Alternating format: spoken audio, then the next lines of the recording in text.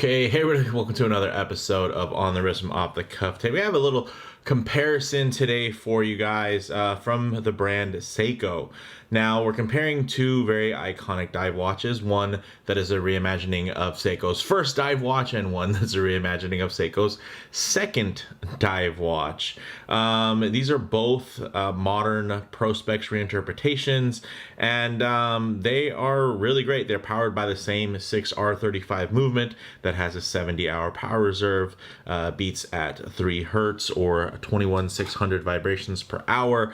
They have a max tolerance of -15 to +25, accuracy with 24 joules, and these are running at probably somewhere around plus 2 or 3 seconds a day for me. But again, unregulated means a kind of unpromised specs. Some will get the furthest end and some will get better ratings, but these are, I guess the reason why they're comparable is that I think they're both very svelte and very well balanced. These aren't the type of watches that Seiko would have put out a couple years ago. Typically they definitely err towards more of the quirky side, and you still see them putting out watches like that definitely have a lot more personality, while these are just really generally well balanced, and they do have a lot of Seiko DNA infused. I will say that the Slim Turtle on the right definitely has more traditional Seiko design language, while the on the left, it definitely has more of just a general skin diver aesthetic. So if you're a huge Seiko fanatic, the Slim Turtle probably will give you a little bit more enjoyment, while if you're just a general dive watch lover, and you're not really too tied to Seiko, I think on the other side, the SPB143 will probably give you a little bit more of what you're looking for. And that's just kind of the broad brush strokes there, but what we'll do is we'll compare these two side by side, just to kind of see what's similar, what's different, and just discuss kind of some of the similar and differing use cases for each. So with that said, let's go ahead, zoom the camera out, get these pieces in hand, and take a closer look. All right, guys. So really, I mean, just at face value, very handsome, very well balanced. Here you have the SPB143, and on the other side you have the SPB317. This is a reinterpretation of the famous Slim Turtle 6105 dash 8000 model. This is a reinterpretation of the original 62 MAS.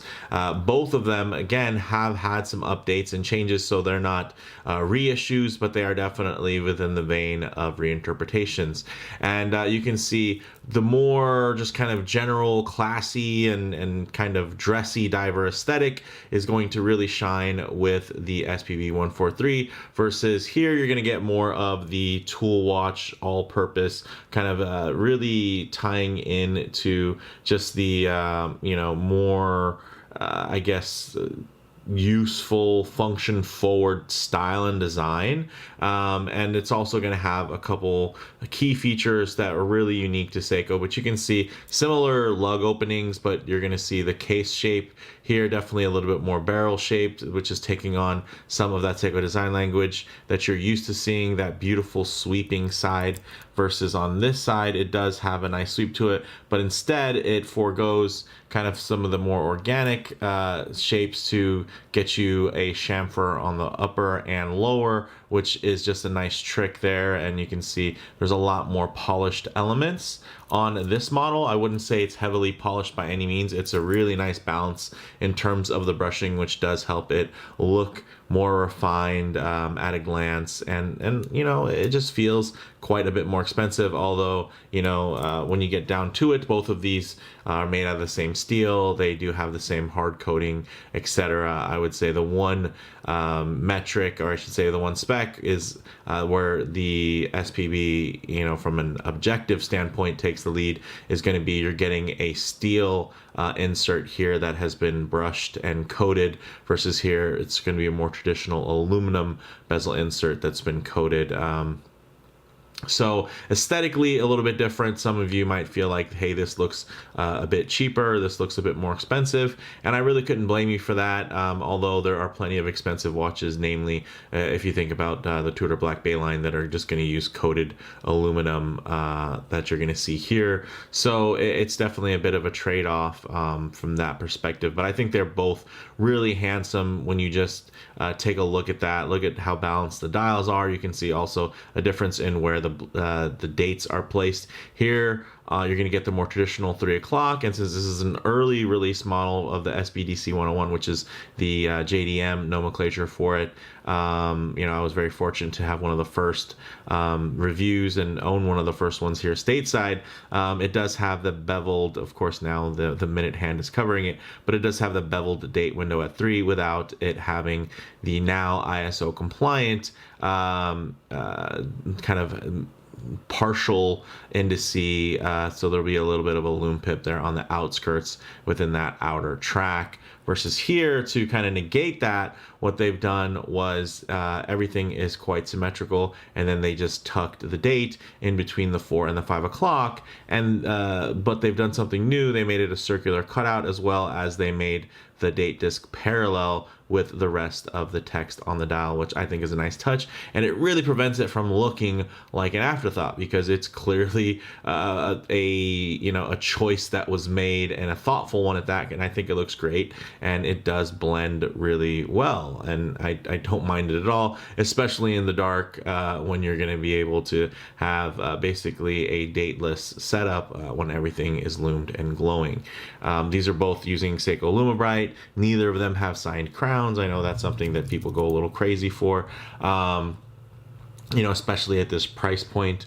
You can get this model $1,200 USD, or you can go to where I got it at Sakura Watches for, now it's down all the way to $783, guys. So insane deal there. If you go to Sakura, I'll try to leave a link in the description here. This one unfortunately is I believe a boutique exclusive, so you technically aren't supposed to be able to order these online. I'm sure there are some dealers that will do that, but otherwise you're pretty much going to have to order them by going in and buying them on site.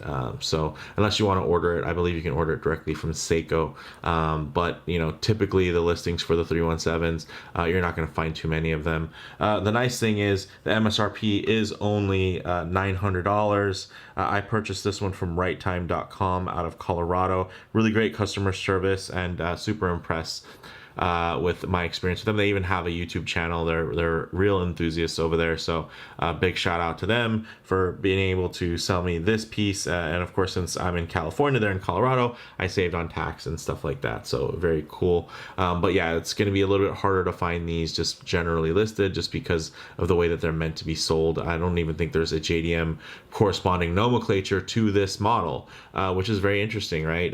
Their SPB317, SPB143 would be the international nomenclature, but the JDM nomenclature is SPDC 101, which there is no SPDC variation of this one, at least not yet at the time of recording this. So I love these watches. Again, very similar, beautiful grip there, really nice action, quite heavy but still precise feeling, very smooth. Great tactile engagement with your fingers on the grips here. So very nice, although I'll say that this model definitely feels a little louder, a little bit lighter action. I'm not sure if the action's lighter or if it might just be because I'm getting more grip, as you can see here. So more grip, maybe more torque, and it's easier to turn because of that. But this definitely has a more pronounced clicking sound. Very nice. And neither of them have chapter rings, so you don't have to worry about those lining up. You just have to worry about the bezel pips lining up. which they do in these cases. So I'm happy about that. And that's another reason why they're keepers. I do have this one on an aftermarket Tropic strap, Tropic branded. It kind of is my favorite of the Tropic straps that are available. So that's why it's on here. You do have to get specific spring bars that have the thicker ends if you don't want to have any clicking inside. And unfortunately, you can't reuse the OEM Seiko spring bars because they're too fat. So you have to get a 2mm spring bar that has the wider, I believe it's like 1.1mm tips on them, and you can find them on eBay. So those were really great.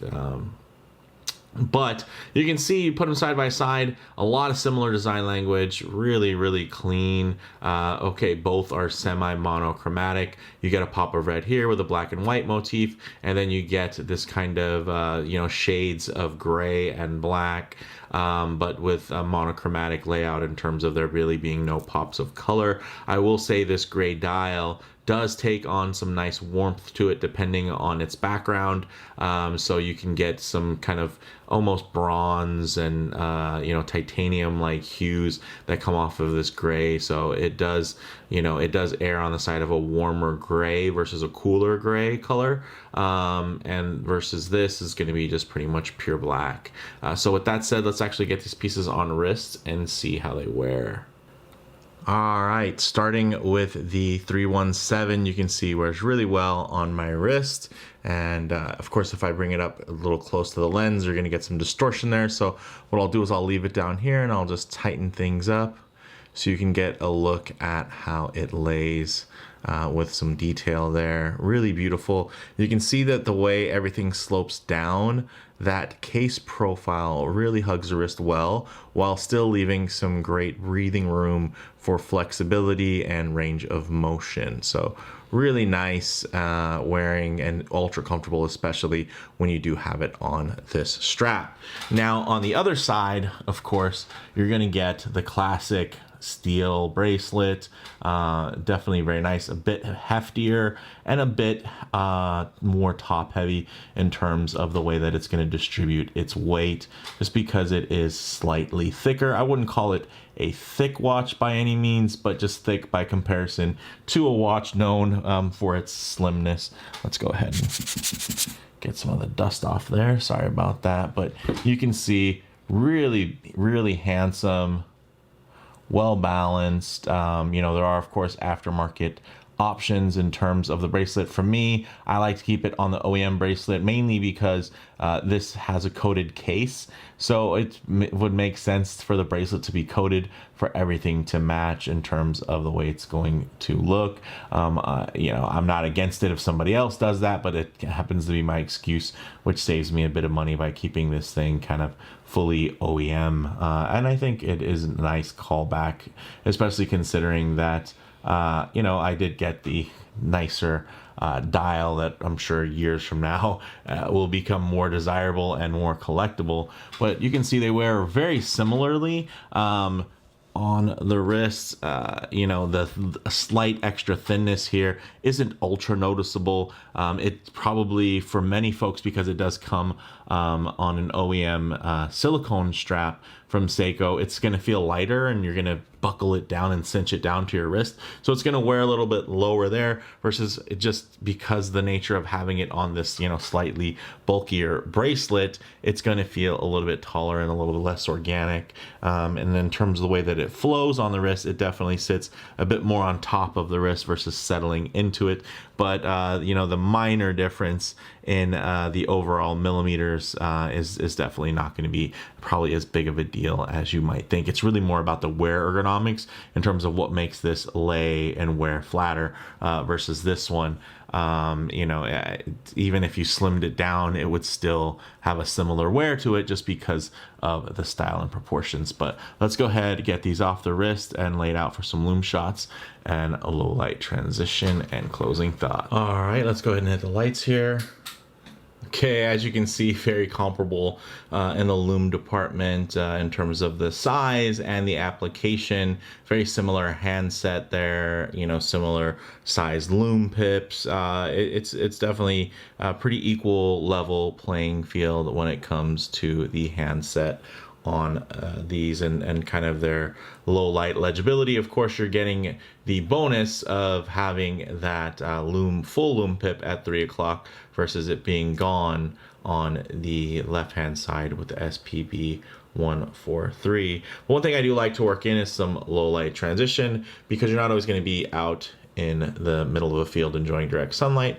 A lot of times you're going to be coming in and out of a building, walking underneath overhangs, or just spending time in your favorite automobile. So it is nice to see what these colors, textures, and finishes render like in less than optimal lighting, to even include some high contrast lighting here where you'll be able to kind of expose any type of defects. But you can see really nice, you know, everything in terms of the way that the light glides very uniformly over the brushing there.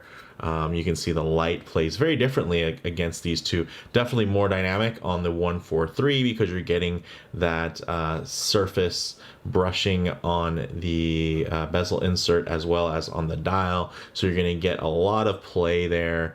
Versus on the other side with the 317, it's going to be more of just a high contrast game because you're going to be getting a lot of black.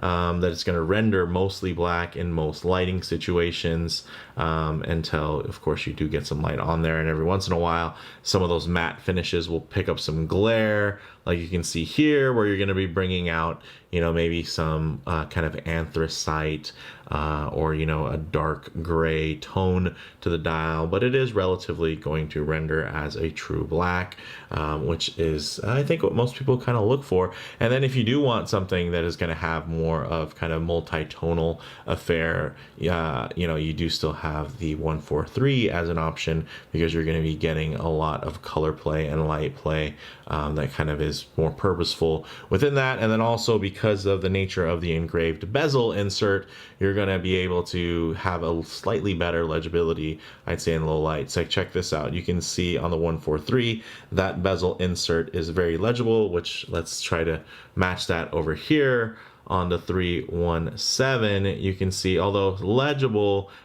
you know, the way that things kind of will take the darkness and shine, you can get a little bit more variation in terms of shadow and shine play on there that to make it just slightly less consistent when it comes to legibility versus it's staying quite legible. You can see because it's at just different level, so it's going to play at different surface levels of taking that light and refracting it. You can still see right now very legible bezel insert on the 143 versus, you know, barely legible when you're looking at the 317, which isn't a huge deal if that stuff, I mean, there's a reason why it's not loomed. It's not necessarily important. As long as you're tracking that glowing Lume pip, you'll be good to go. So all right, guys. I really enjoy both of these pieces and I like them both. I wear them both pretty often. I will say that the 143 is definitely, I'd say, the more versatile piece. And again, it's something where if you're just a dive watch fan and you want a solid dive watch for around $1,000, that it has a good amount of street cred. Obviously, Seiko has a lot of street cred within that space. You'd be good to go. I would say if you're more of a Seiko fan and the 4 o'clock crown, and you know, the overall kind of more cushion shaped case are going to be things that really resonate with you, or if you're really going for more of a slightly kind of toolish effect or even more of a retro vibe, I think this kind of evokes the skin diver aesthetic while giving it a uniquely Seiko stamp onto it, versus the 143 is a little bit more vanilla, which is great because it makes it ultimately more versatile. If you did have another brand on there, it would still be a very handsome watch. And believe me, there's a lot of brands that have put out very similar watches, some way more expensive, some a lot cheaper. Kind of within that same case shape and same general layout, and kind of the classic skin diver. So I'd say The 143, classic skin diver, where the 317 is the classic Seiko diver. So with that said, let me know what you guys think in the comments below. If you like the video, please do hit like. And if you haven't already, please subscribe for more content just like this. Thanks, guys.